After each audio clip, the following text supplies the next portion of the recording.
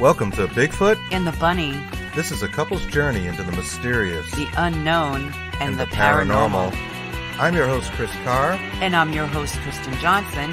Together we are Bigfoot and the Bunny.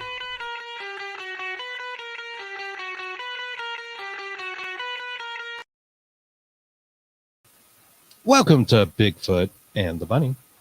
I am your host, Chris Carr. And I am Kristen Johnson. You got? Don't look like Oompa Loompas anymore. We actually look too big for the screen. That's okay. We're a little zoomed in. How are you guys? I hope you're doing well. Happy weekend, Saturday. Happy Saturday. Sunday if you're in Australia. And our friends in the UK are 5 hours ahead. And yeah, you're hitting it too, right? Going into the next day. Right. That's the math, they tell us. That's the math. We wanted to give a big shout out to our friends last night for inviting us on the USS Salem. And man, we had such a good time, and it was so great to catch up with our buds. Thank you. You guys know who you are. To tell you about the USS Salem, it's in Quincy, Massachusetts. It is a heavy cruiser, and it's very haunted. In fact, we're seeing some of our best data come out of this place. And people like Joe Rioni. Oh gosh, saw last night. You know, he's got some amazing stuff. He was getting EVP after EVP. He was ridiculous. Yeah, he's ridiculous. He's got awesome. that little Panasonic. What is that? I forget what it is. That Whatever old it was. One that's really hard to get and collectible as heck. And you have to look he at kills with it. Yeah, look it up on our show we had with him on. Yeah, in the archives or wherever you're watching. He hated that thing. Yeah, he initially hated it. He had it for years. He went through all kinds of hoops to get it, and you know, he got it, and he wasn't impressed. But it's changed, I guess, in the last couple of years. This was a long time ago that he bought it. I think he got it out of Florida or something. He's from our area up here in New England. So yeah, very interesting stuff. And again, we're grateful and just humbled by that and everybody's generosity in having us there. We had a really good time, and we still have yet to do our data review. So hopefully we'll have some stuff for you, you know, that we can share on the show. We've got lots of comments. Oh, yeah. Oh, yeah. What do we got out there? We got Mr. Mort. Ali, how you doing, Mort? What's going on? What's going on? Barbara Woodbury Spear. Hello, hello. Veronica Jenkins. Evening from the UK. I see Becky Evans. Hey, how you doing, Becky? We wanted to watch a show last night, but obviously we were tied up with the investigation. Salem, but Becky was on our good friend Greg Casa's show, Shadow Hunters, the Shadow Hour. And you can see that. If you follow Shadow Hunters on Facebook, you can go and check that out right now. So that is some great stuff. I see Kazaza. Good evening from Scotland. Yeah. Good evening, sir. Welcome. Oh, Nicole Magic is up here as well. Oh, cool. Scott Horn. Horns up. Horns up. That's our sign language. And yes, that was Horn Paranormal Research too. Plug. We're extremely busy with investigations right now. Oh my God. Not only that, Scott, you should have heard it last night. We had your what did we have going on in there in the ship? The thing that kept going off in the other room that we put in there. The motion detector. Yes, we made good use of your. So we have a couple of pieces, obviously. Yes, we would set it up in the rooms just outside the cabins and mess halls and things of that nature that we were in, Scott. And it was giving us stuff we could tell where the hot spots were. It was really cool. Crazy. It was awesome. Hey, Nicole, how are you doing? Hi, Nicole. Nicole's been on our show as well, and we'd love to have you back. You're a local person. You should come back. I know you're always got some very busy. Good stuff going on. She does. Yeah, absolutely. Jack Kilowatt, what's happening? Hello.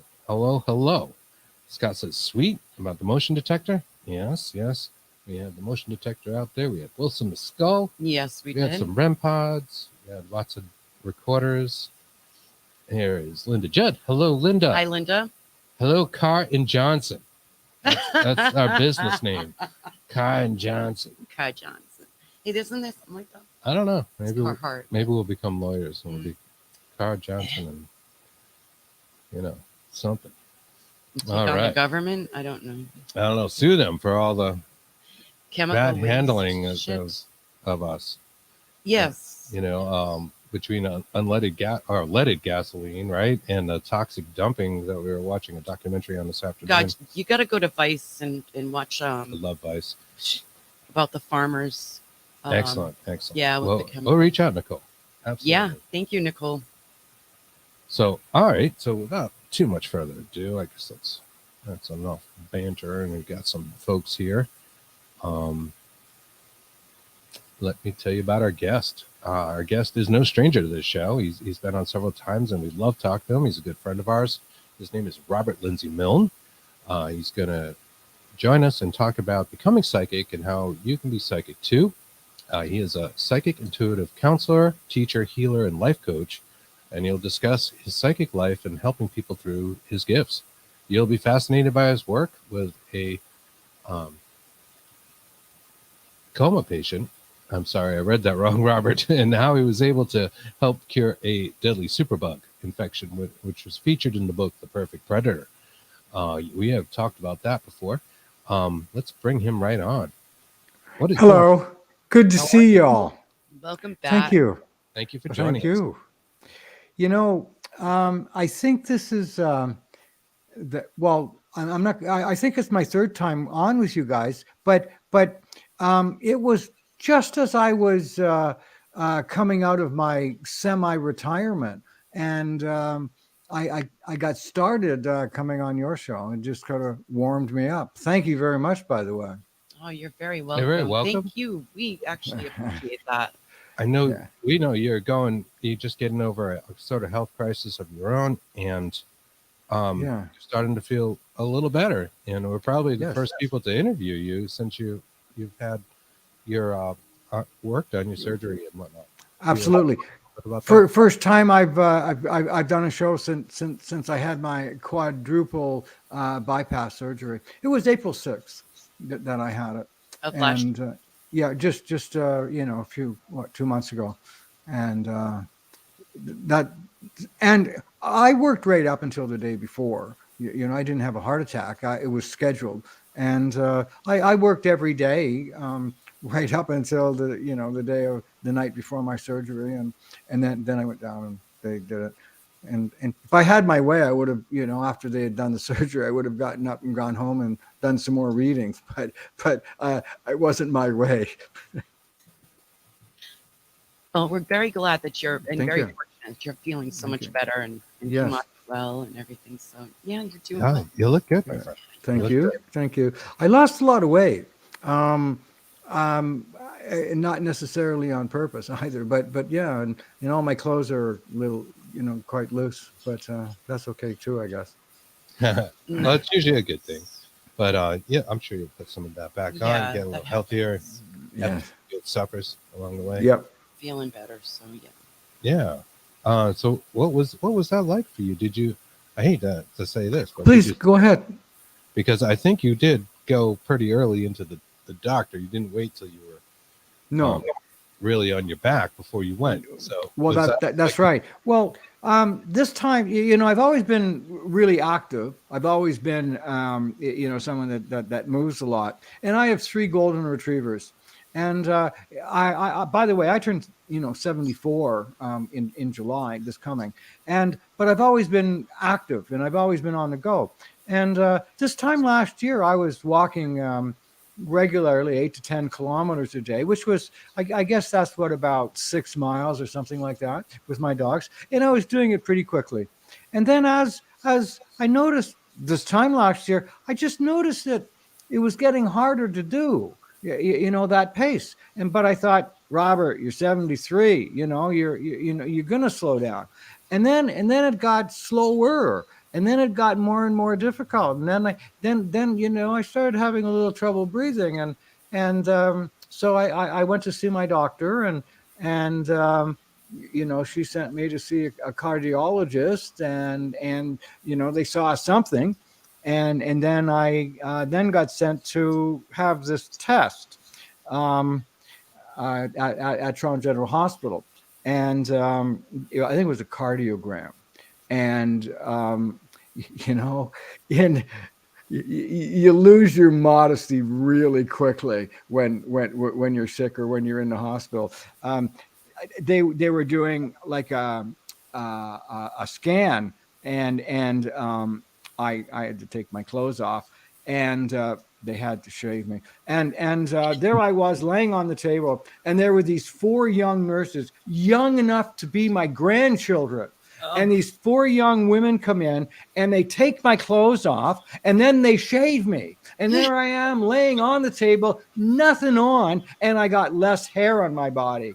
But what really broke my heart is nobody left like their phone number behind, you know. So it was determined that there were some blockages, but it also was determined that my heart hadn't had any episodes.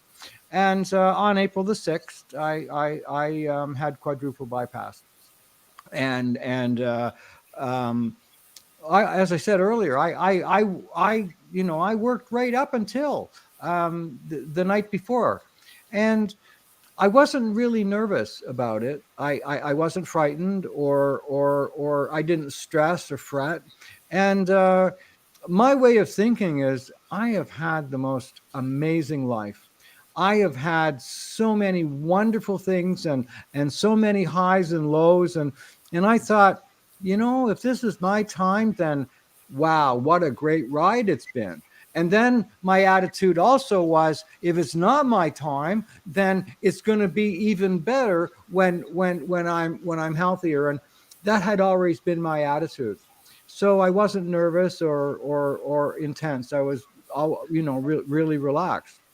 But one thing, I've been in this coming January of 2024, I celebrate 59 years of being a professional psychic. Wow. Wow, that's 59 wonderful. years. That is And thousands of readings, right? more than 100,000 over my lifetime. You need to Now, 100,000. Yeah. yeah. And by the way, I'm really dedicated to my craft. And there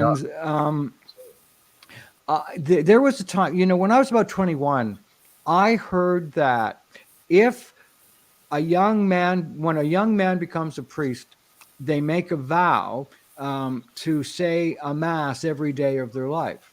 And I decided that this was going to be my commitment, my life works.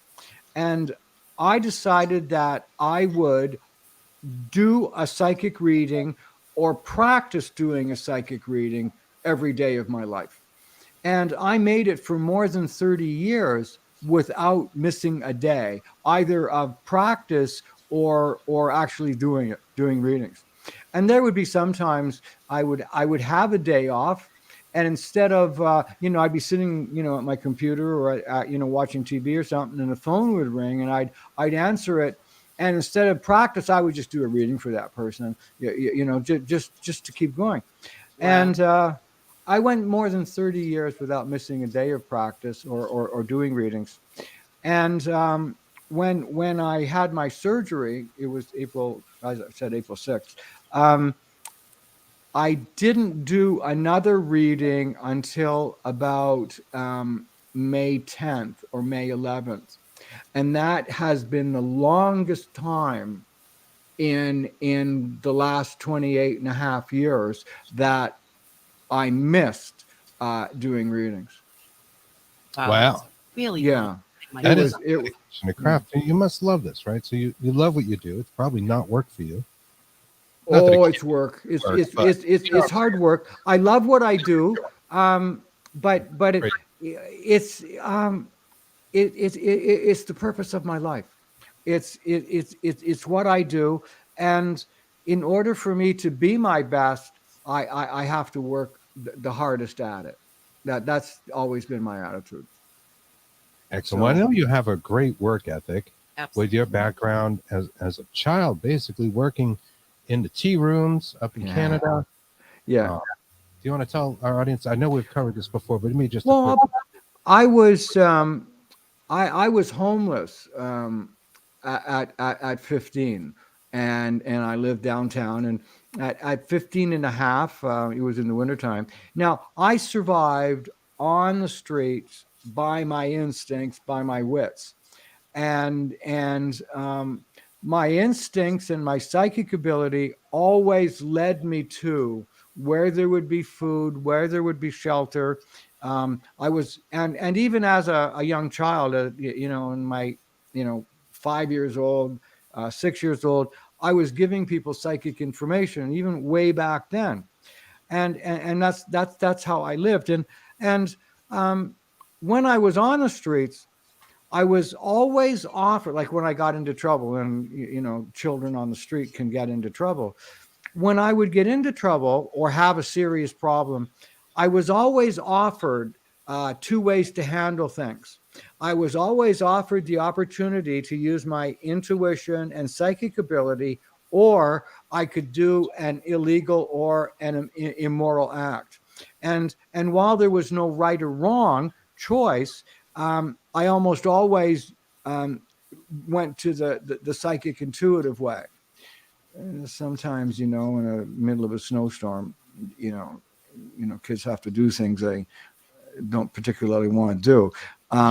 But I never committed a crime like steal. Mine did a couple immoral acts. But other than that, I've always survived by my psychic ability. And I heard that if you worked at the Cozy Tea Room in Toronto, and it was an institution, it also was a dump, but it was, I heard that if you worked at the Cozy Tea Room during the day, doing tea leaf and card readings, they would give you a sandwich, a cup of tea, some cookies, and they would pay you at the end of the shift in cash for the readings you did. And then if you worked at night, you got a hot meal and cookies and tea, and they'd pay you. And on January 17th, 1965, I went to the Cozy Tea Room and I applied to be a reader. And I had never read a teacup in my life, and I had never done a card reading before in my life. And the way I got the job was I had to do a tea leaf reading and a card reading for Mrs. Cox, the owner. And I took the teacup and I put it up in front of me, and it looked like little globs of barf or something at the bottom of a cup.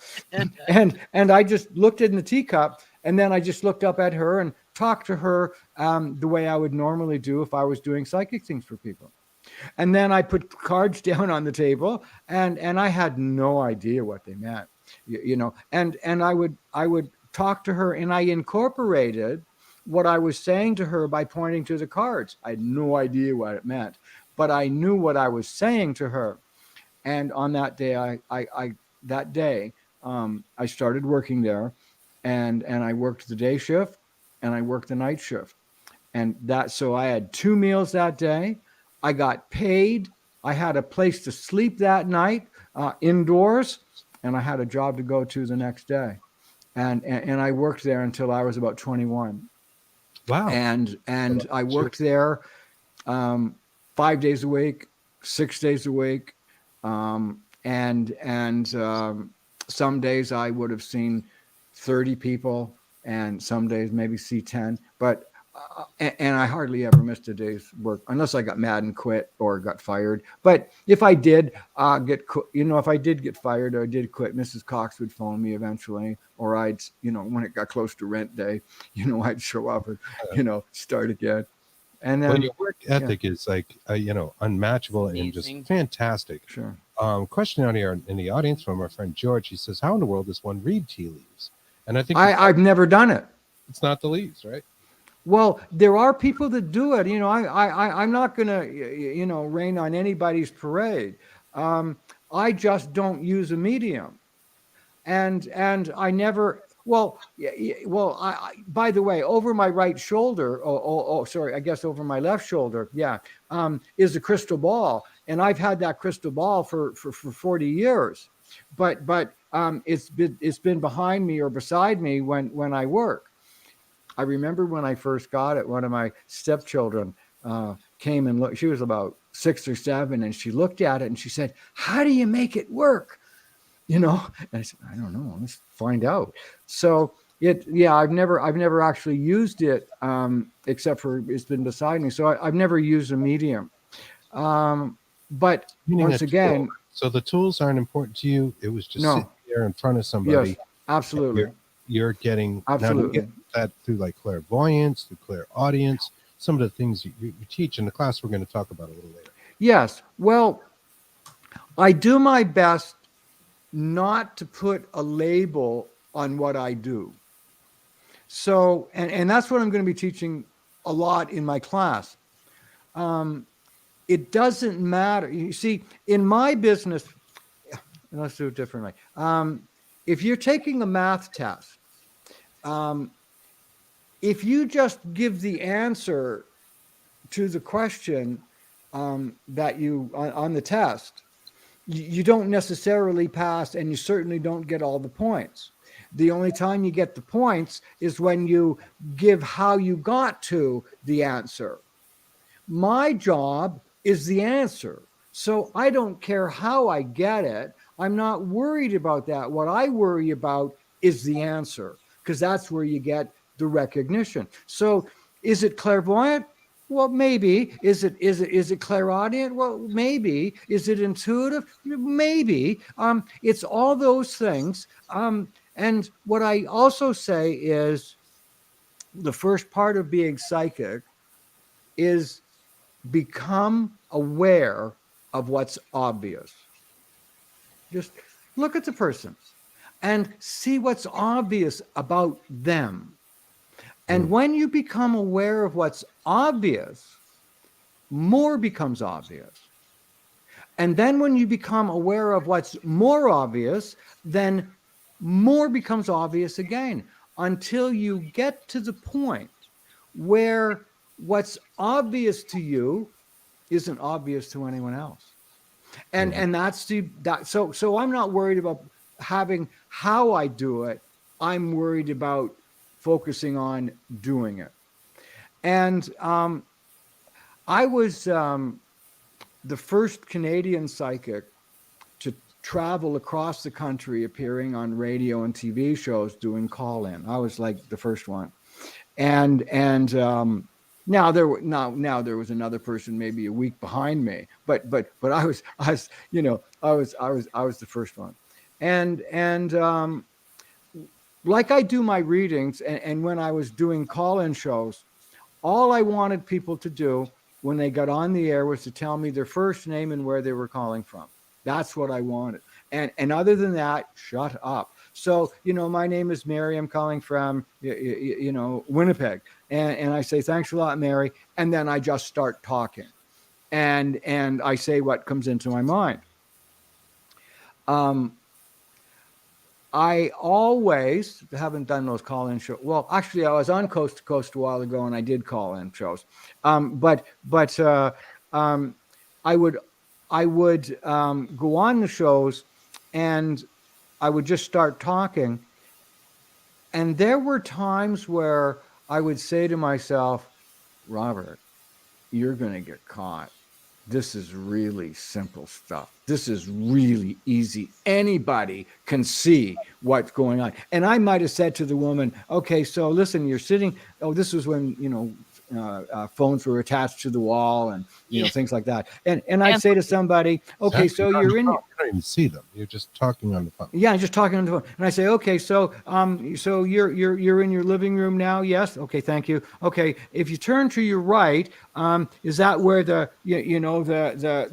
front window was? Yes. Okay. Now, if you look at the top there, just above the windowsill, is that where it got all cracked and crunched up? Oh, yes, that's right. That's how I did it. Or I would say, okay, you're in your kitchen. Is that correct? Yes. And you're holding the phone with your left hand. Is that right? Yes. Okay. Okay. Now put your other hand over the table. Move it to the left. Is that where it got burned last night? And they go, yeah, you did that. So it was obvious. That doesn't sound that obvious to me. Yeah. Well, but to me it was at that time, because Right. I would listen to their voice and I would just let the information come out. Right. Now, there would be times where I'd say, oh, you are going to get caught, man, because you're making crap up, or it's simple, or it's anybody could do this. But I would always get an air check, and well, this is when I was touring. I would listen to the shows that I was doing, and when I'm listening to a performance that I've done on the air, I remember what I feel like when I'm doing the calls, but I'm in a different state of mind. And I would hear myself doing one of those put your hand over the table stuff, and I'd go, oh, that's not obvious at all. No. Right. But I started off with become aware of what's obvious. Yeah. And that's the first steps to opening your mind. Yeah. So being obvious to you is a very Right. subjective thing, right? So you're Absolutely. sitting there and you're just listening and you're just like, oh, That's okay, correct. so you're letting it flow. Do you ever say things to a client and you don't remember what you said? Oh, Like, every time. Well, constantly now. somewhere else? Actually, I do readings for people and I don't remember them anymore. Just as the next day. So yes. Do I ever, when I'm doing a reading, do I not remember? Oh no. When I'm doing a reading, I'm zeroed in and I know what I'm saying. And Okay. when I'm doing a personal reading, I know exactly what I'm saying. I know what I've said, and I know what I'm going to be saying as I'm doing the reading. So that would probably be like the difference between, I guess, a psychic, The medium. a psychic gift, and like maybe a mystic, or somebody who's just channeling a spirit, like a guide that's just telling you this information. Because those people seem to just not remember much of what they say. They have to let it go, and it just comes out, right? And When I finish the reading, Mhm. I let it go. But when I'm doing it, I remember. And I think that's a good plus, actually. yes, but once it's but once once I stop tuning in, it's gone. And now remember, I've been doing this for almost 60 years, and I have done it every day for a long time. And so and when I'm not actually doing it, as in doing readings, sometimes I think about how I'm do it and how I develop it. And when I start off, and incidentally, the readings I do, the private ones, are a monologue, not a dialogue. I don't want people to talk. I just want them to listen. There's a question period afterwards, and everything I do gets recorded, and so when I'm doing a reading and tuning in, what I'm saying isn't necessarily what I'm thinking. And often what's coming out of my mouth, I've already processed it. And what I'm thinking about is what I'm going to say next. And after, the 100 years I've been doing this, there are times where not only am I what's coming out of my mouth and then what I'm going to be saying next, I'm often thinking about what could happen to this person in 6 years from now. And at the same time, I could be thinking about what happened to them 5 years ago. I'm using those numbers as just an example. And then at the same time, I can also be thinking about what I'm going to have for lunch when I finish doing the reading. And all of that is happening all at the same time. And sometimes, and I ask people not to interrupt or distract me, because if I lose the connection, I may not get it back, or might not want to get it back. Thank you. That's understandable. Yeah. Yeah. The other thing is that something that you see, I don't really have a lot of friends that are psychics. I'm not competitive, and so I don't want to compete or challenge or stuff. I just do what I want to do, and so I don't hang out with psychics very often, and I've discovered that I do things that other people don't. Like, for example, I guarantee my readings. Yeah, now that's a big thing. So on your website, absolutely forever. There, real fast. Pardon? I'm just going to throw your website out there real fast for those that are listening to the show and maybe not seeing the ticker at the bottom of the screen. You can be found at www.robertlindsymilne.com, right? So that's where somebody would go to book one of these readings we're talking about. Yes. Yeah. Oh, I don't know if we lost Robert's audio. I think you might be on mute, my friend.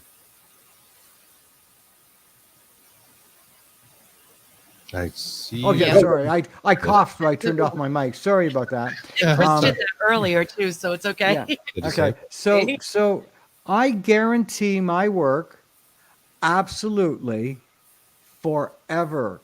And that means that if I do a reading for you, from the time I do that reading until the ending of my life or theirs, if for any reason that client of mine does not believe or feel they had full value for their money, I just give it back to them. I just refund their money, just like that. No questions asked. I hate them maybe, but no questions asked. Now, if I did a reading for you like 35 years ago, I'm not going to be refunding you today's money. You get your principal back. By the way, Robert, I fell in tough times. I lost my. Well, that's happened. Reading from. Yes. Well, that's happened. That's happened. I don't question it though. Okay.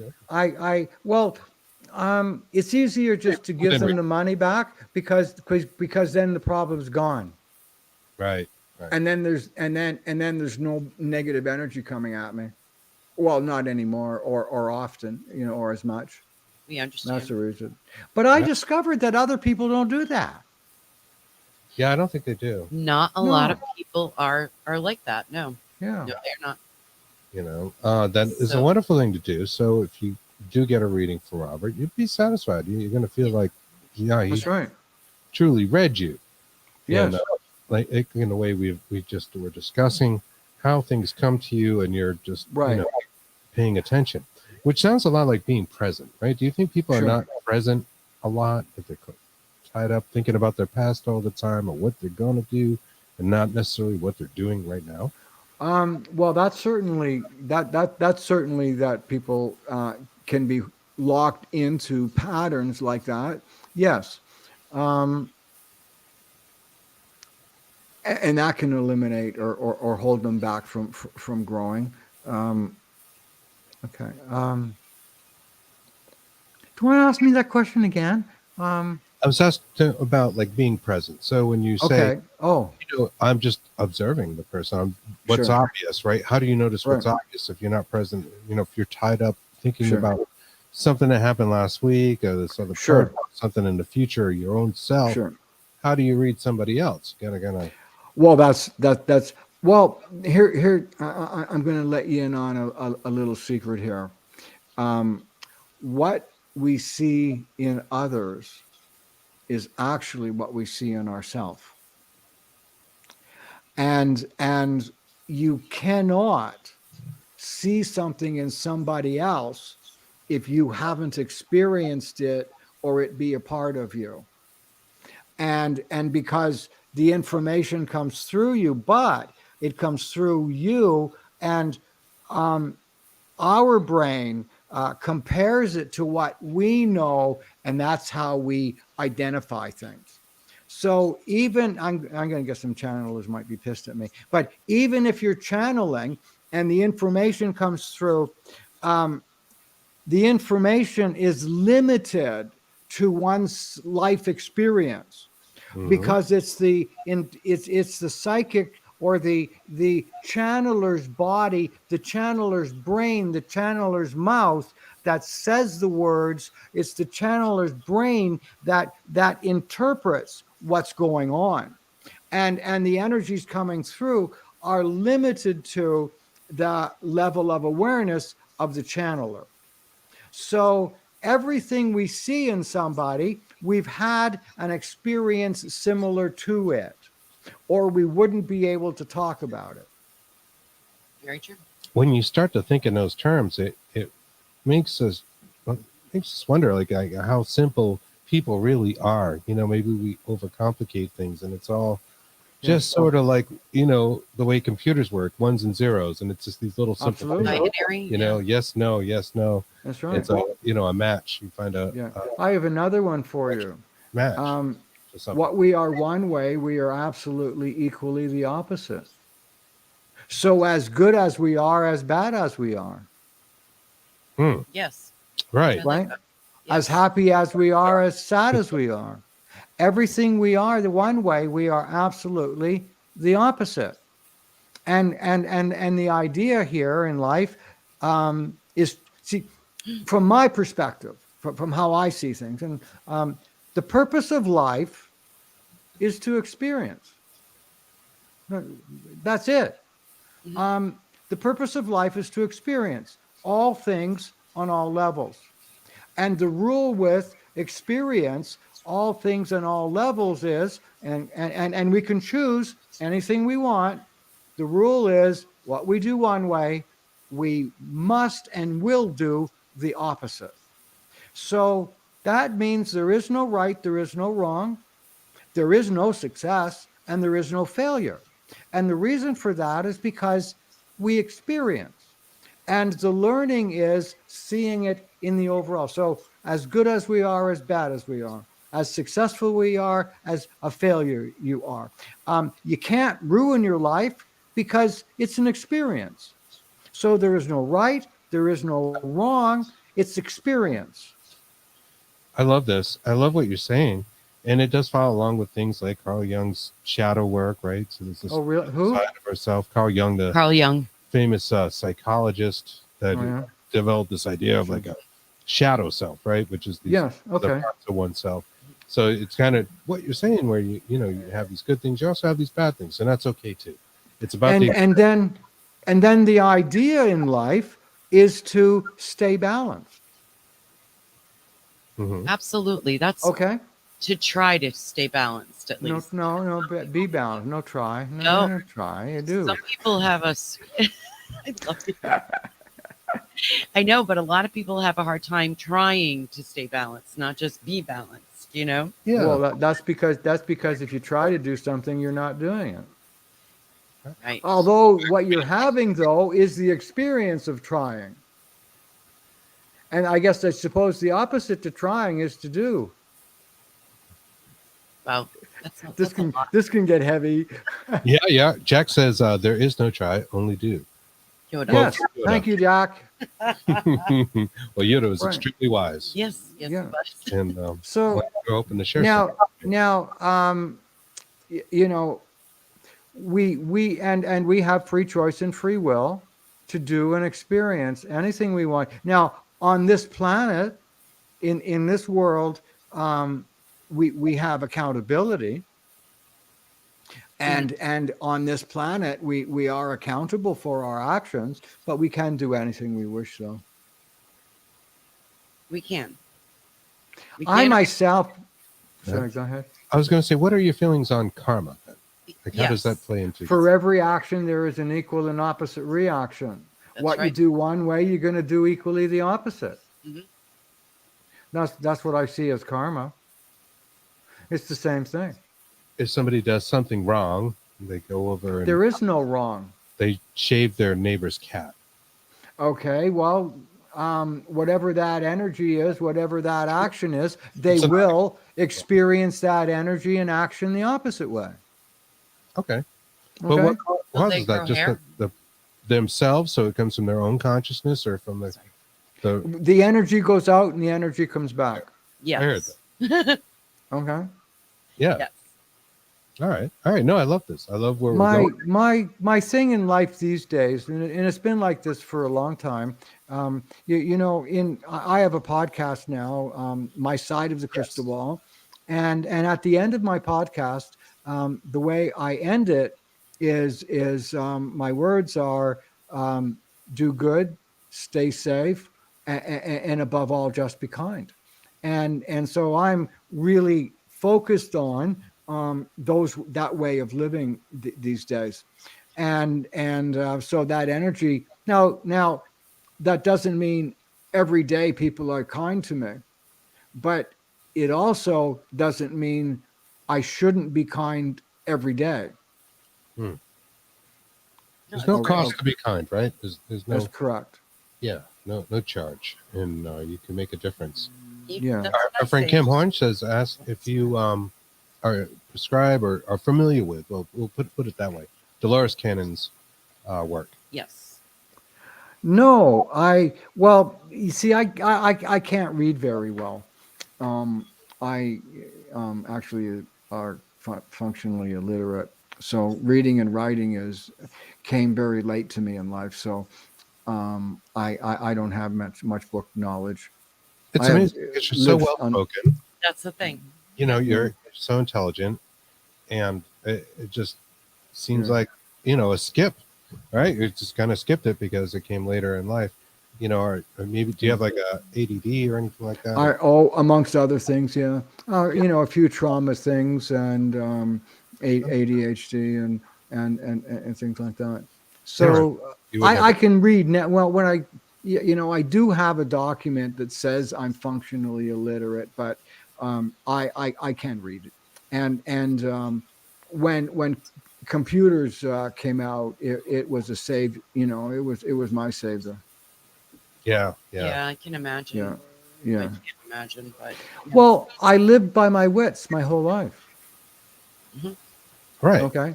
You just think on your feet. I mean, absolutely. I keep going back to, you know, being present thing because you are such a present person. You do seem to be very in and out and ready to go and aware of your surroundings, which I think a lot of us aren't. They really aren't. But we can be if we want to be. Yeah. we can. Oh yeah. It takes work. Now let me ask you this, because I know so at some point in the summer, maybe a little later, heading toward the fall, you're going to have some courses available. So in July we've got a psychic class coming up, and once again, anybody sits in my class, I guarantee they're going to be psychic. If they're not, they'll get the money back. Absolutely. Wow. You know. Well, there'll be a condition though. If you do what I show, if they do the exercises that I show them how to do, and then they practice it, then if they can't do it, I'll give them back their money. Now, would you work with them maybe a little more closely to find out and make sure that they know what those exercises are, so they're not just I'll teach them how to do it. cool. But hear me, you know, I'm a simple guy, you know, and you know, I speak to people in simple ways, and it's easy to do this because it's a natural instinct that almost everybody has, and I say almost everybody has. Not 100%, but everybody, almost everybody. Do you feel it's like a thing like, I don't know, it could be a musicianship, you know, might be good at playing violin, but you're really terrible at, I don't know, science class. Sure. The way I would do it is, you know, keeping it into the psychic field. If you just take the entire population of the world and you think of a bell-shaped curve. At one end of the spectrum, there is one person at that end of the spectrum that has zero awareness or zero psychic ability. And then at the other end of the bell-shaped curve, there is a person that is 100% aware, psychic, intuitive. And then the rest of us fit in somewhere in between. That's how I see it. Somewhere in the middle. I like that. Yeah, that's how I see it.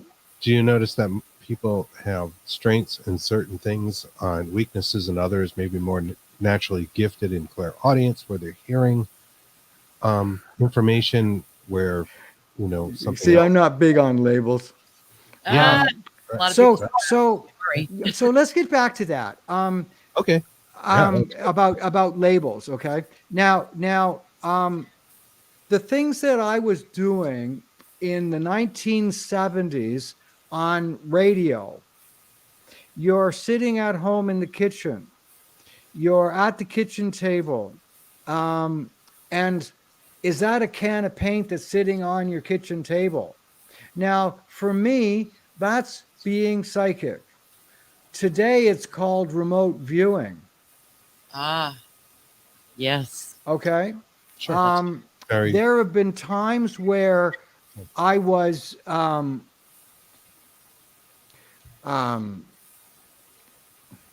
suggested by some police officers to help them solve a crime.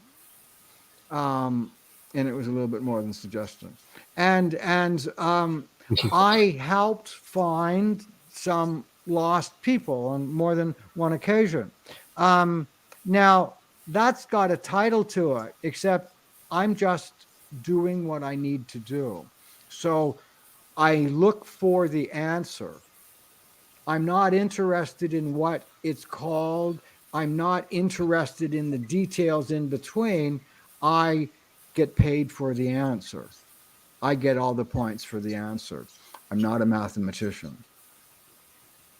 So I'm hearing all these people talking about channeling and clairvoyance and clairaudience and clairsentience and Claire Jones or what, all these words, and all these words just keep you away from doing it. Yeah, they probably do. If you recognize something in yourself and you become aware of what's obvious. I'm really clairvoyant, but by saying that, you're saying you're not the other things. Absolutely. So at that point, you're shutting them down, right? Sending it back. And the other thing, Chris, is that as soon as you start to think, you change the part of your brain that's operating and in charge. And it's our analytical brain that comes up with all these words and details. Well, that ain't where your creativity is. Right. That happens to be in your middle brain. Comes from just doing it. Absolutely. Or it's also called the mammal brain. Improvising, if you will. That's what we would say in music. Yeah, all the time. Yeah. Musician and that's right. That's right. Younger used to play a lot. In the 1960s, don't think about it anymore. It just comes out. Just do it's it. Like an expression. In the 1960s, there was a place in Toronto called the Toronto Society for Psychical Research, and it was financed by a very prominent Canadian financier, and he hired a professor from Oxford University, Dr. George Owen, and his wife, and they had this big house in a rich part of Toronto, and they did all kinds of psychic experiments and things like that, and I participated in many of them, and there was this one evening, and the experiment, there was and these were very highly educated and really smart people, and the vice president there was a man who was a obstetrician in his day job, and he studied psychic things. And the test that night was he brought to the group series of pieces of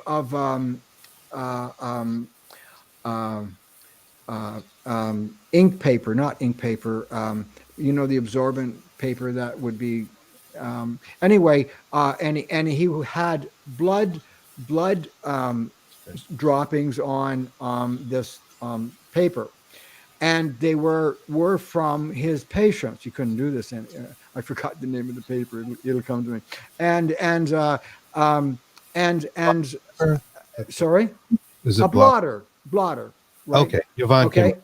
Thank you, Yvonne. Thank you. Love you. You got me out of this.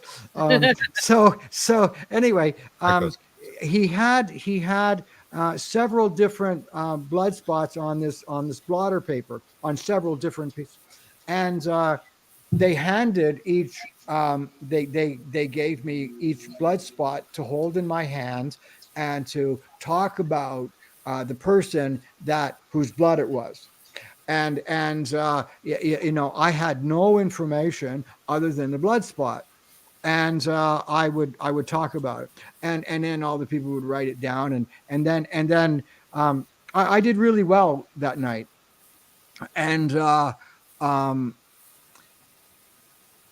after I did all that, the intellectuals got into a debate about, was Robert really being clairvoyant, or was Robert just being telepathic? And these geniuses got into this debate about what was he doing, and I got mad.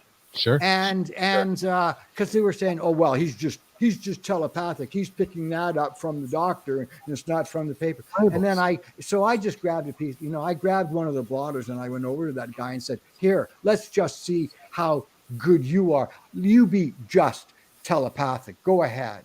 Good for you. Yeah. Then I wouldn't do it anymore. Right. I guess they were the environmental surroundings, basically. Absolutely. So when you're thinking about it, you're not doing it.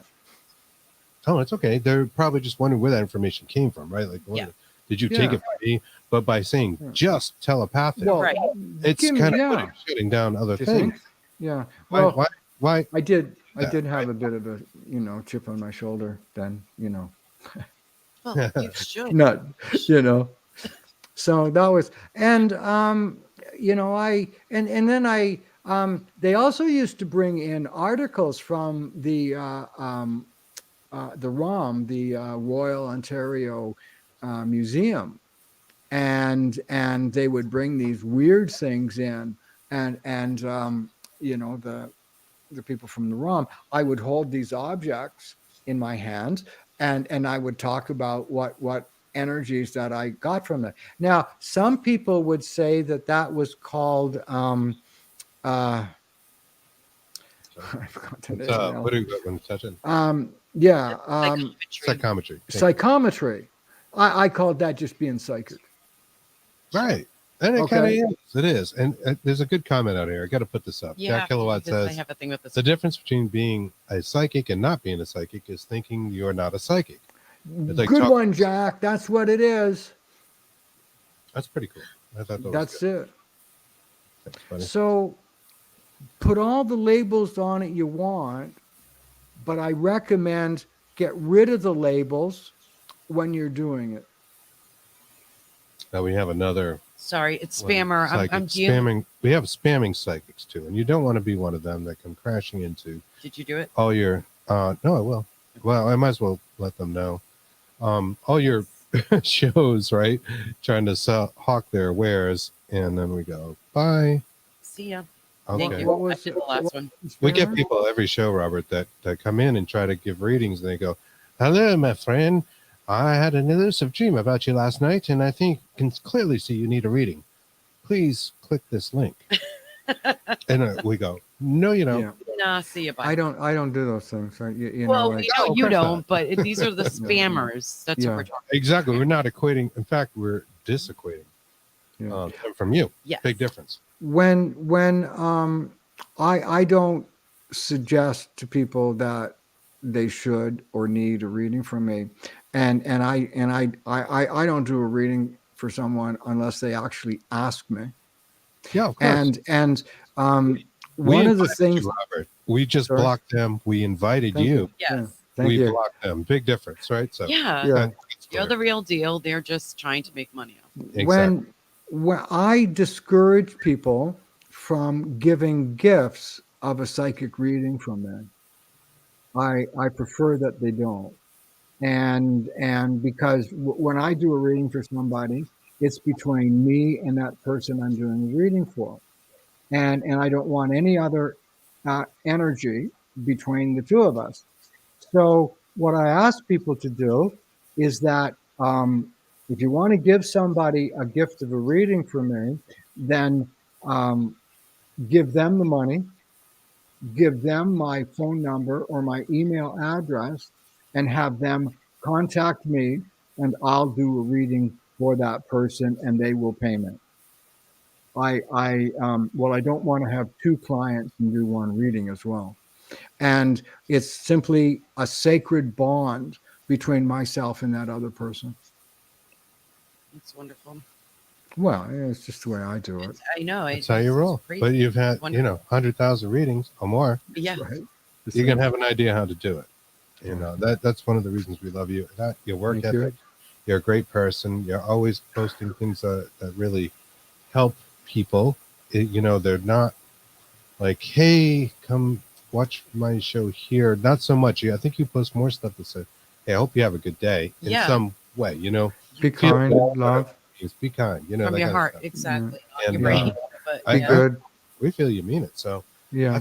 know And I do my best to live that way. I don't always, but I do my best now these days I focus on that. We're people. We're imperfect. Somebody let the cat. I was just cat saying, jumping on laps over here. Yeah, He just keeps trying to get up. We look. Oh yeah. We look fidgety. It's not the. It's not us. It's not the jumping cat beans. underneath us. Yeah. Yeah. Yeah. So sorry. Why do we keep cats? Because we're kind. Well, I've been on a run here tonight. Or a roll. Maybe you guys want to talk about something. Sorry.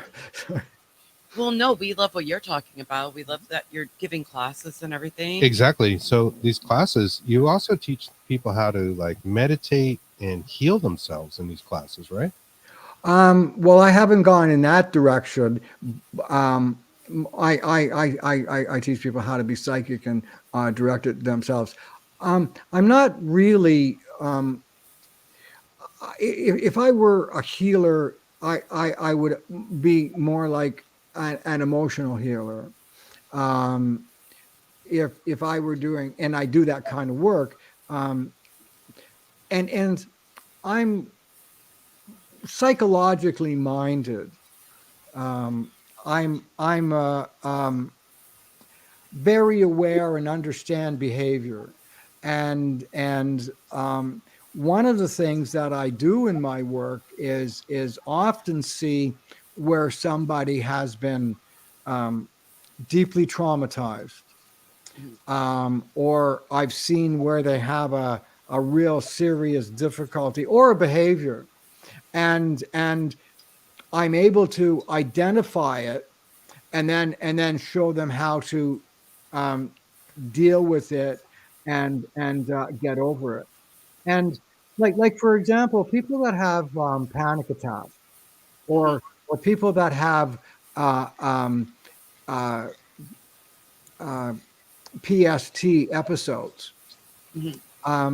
One of the things that I say to them right off the bat is I say, every PTSD episode that you've had from the time you got traumatized till now has one thing in common. And that one thing is it always ends. Now, when the midst of that trauma, you can't see beyond the moment, and you can't see the fact that it ends. All you know is you're in big trouble, and all you're focusing on is right now. And when somebody's relaxed, they can learn. So, you point out to them, hey, no matter what, this always ends, because if it didn't, your head would have blown up by now. And if it didn't end, you wouldn't have survived. So when you learn that, when you're in a relaxed state, when you learn that, when you're in the panic mode, you can then say to yourself, this will end. Now, that doesn't necessarily pull you out of the crisis just like that. But what it does do is it starts to get your analytical brain. Remember the one that I talked about, when you're thinking about what you're doing and all the letters and all the words, yes. That is when you want to stimulate that. Because this part of your brain gives you the ability to process and see the future. Not the way I do when we're doing something psychic, but it gives us the ability to see the future. And we're one of the very few beings on the planet that can do this, is that we know that if today is Monday, then tomorrow is Tuesday. Right. And most other beings on the planet can't. So this is where it comes from. And that as soon as we learn that we can see patterns and we can process, it stimulates this part of our brain. When we're in panic mode, it brings out our mammal brain, our primal brain, and there's no thought there. We just bounce off the wall. And you can teach people how to, when they're relaxed, how to give themselves words that will calm them down and get them out of that panic mode. That sounds very much like hypnosis. Well, it's not Trigger hypnosis. words. Well, when you're relaxed, like right now, I just said to you, if you have a panic attack, it'll always end. And now that will stay in your mind because you learned it. So when you're in a panic attack, you've already learned it. You don't have to learn it, because when you're in that panic attack, you can't learn. You're panicked.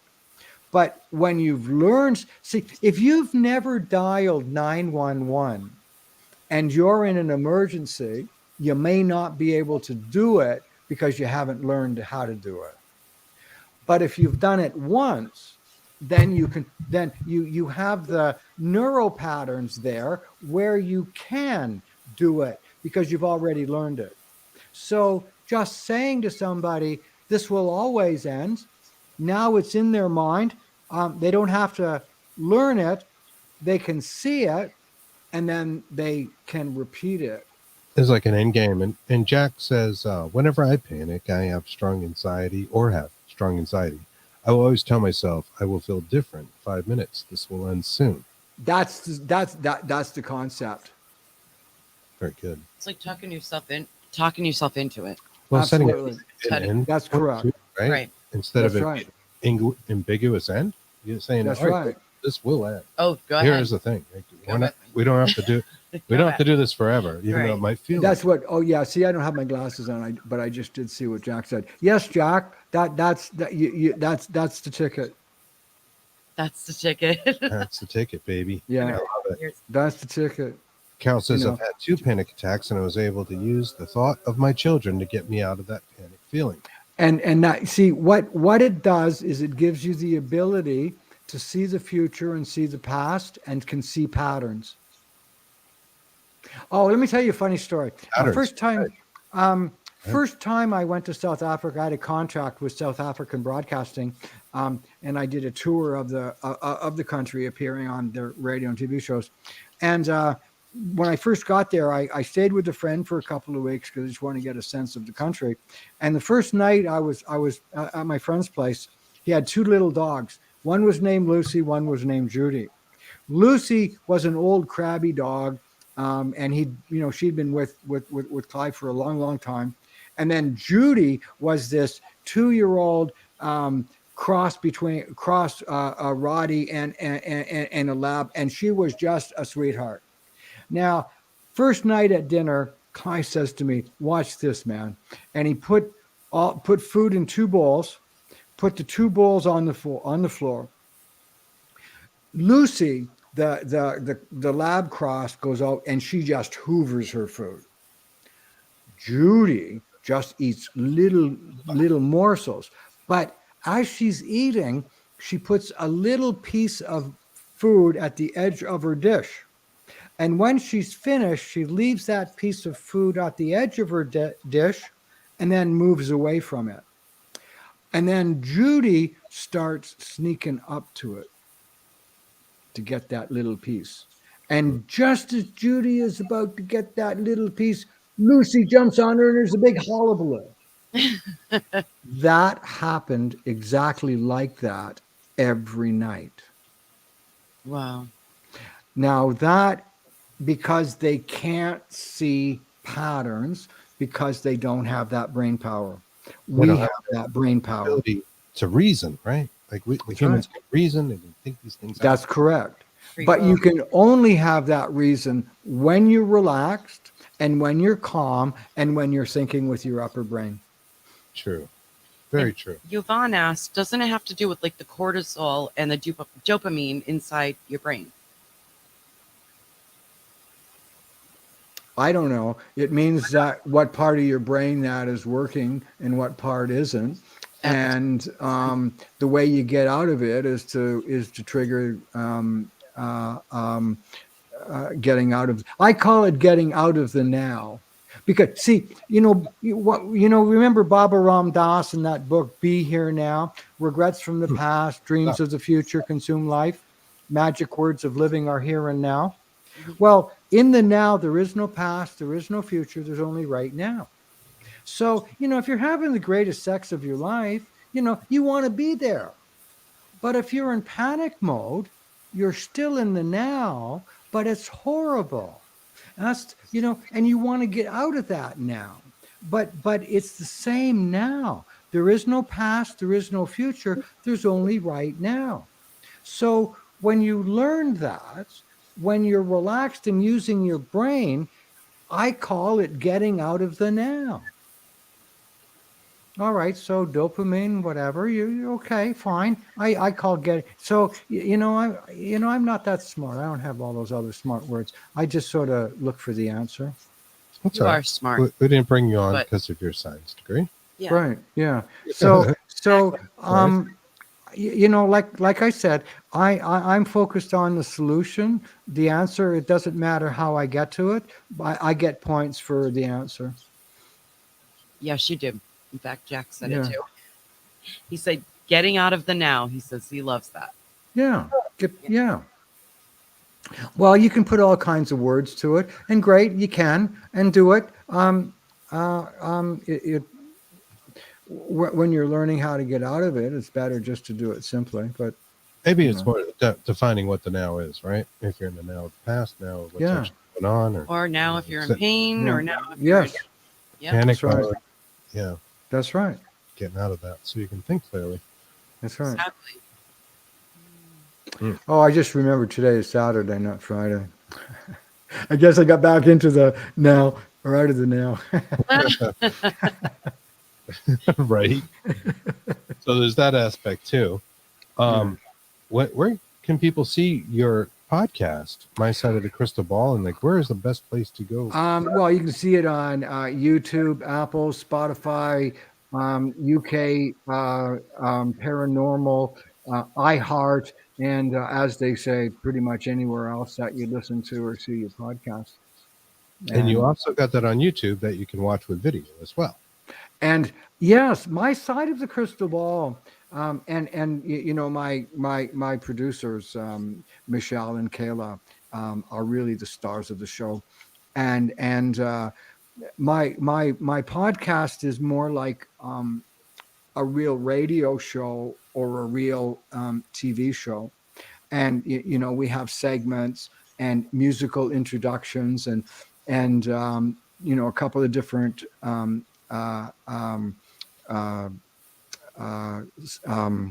what the hell, whatever. Segments? Segments. Yeah. There's a segment called WWRS, and that stands for What Would Robert Say? And so in that segment, I come up with, things like what I just kind of talked about, or how we see things, or ways of looking at the world. So it's called WWRS. It's wonderful. Excellent. I love that. Yeah, I like that you break it up, because that's how shows used to be, right? When you watch a TV show, like a variety show, it would be all done in segments. It wouldn't just be one thing from start to finish. Yeah. It'd be like, hey, we do a little of this, and then we're going to That's this kind of skit over here, and Yeah. it might be a musical That's or right. something. That's Very right. cool. Very cool. And we Yeah. love it, man. We're glad Oh, you're God. on demand. Yes. Yep. If people want to find your psychic classes that you'll be offering, Go to my website, www.robertlindsymilne.com, and we'll be doing it just coming up in July. And if you want to be in my class, you better connect with me pretty soon. Oh, yes. you better please. sign up. But Yes. there'll be another one too. But I haven't taught this class in more than 20 years. But once again, I'm just going to be doing the talking. Michelle and Kayla are doing all the beautiful artwork, and they're holding my hand as we're doing doing it on Zoom, or they're doing the heavy lifting. I just get there to Production. show off. What can people, before we go, Not in. what can people expect when they Yes. join your classes? Is it going to be a video tutorial? Will there be live interaction? Oh, it's going to be live interaction. Well, I'm a doer, I'm not interested in just talking about stuff, or putting labels on things. I want people to do it. And one of the things that we're going to do is we're going to become aware of what's obvious. That's right. And then more will become obvious. And we have exercises. Well, some of these are mine. But, there's a couple of exercises of how you could look at something and then become more aware of it and the process of it. Excellent. How much time do we have? Are we just about out of time? Do you have time for another story or what? Oh, you do. Oh, we have lots of time. Okay, so I think maybe we hit an end mark, but no problem. We can keep going. Okay. We have okay. So let me explain to you more about becoming aware of what's obvious. Sure. Now, I'm not really that good at building things or, with my hands and fixing things. But years ago, I thought I was really good at painting, like painting houses. And so when I get interested in something, I get like really obsessed.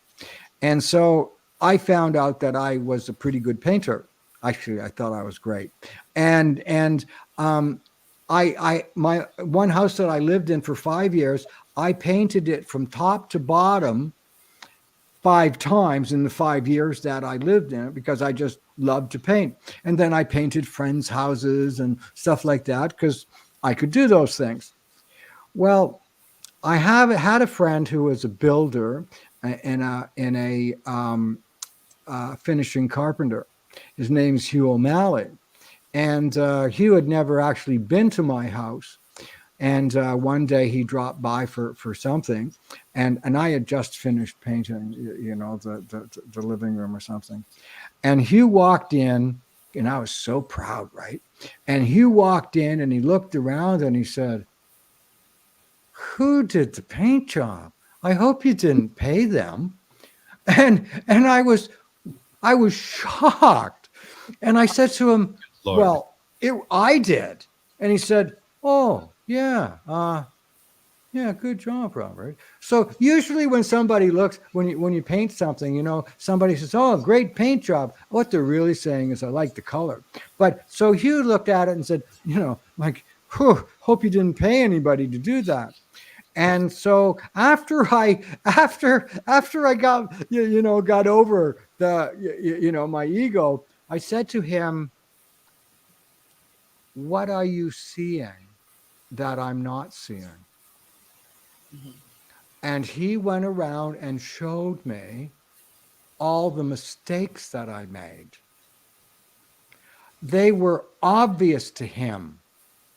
And when he showed me the mistakes that I made, they were obvious.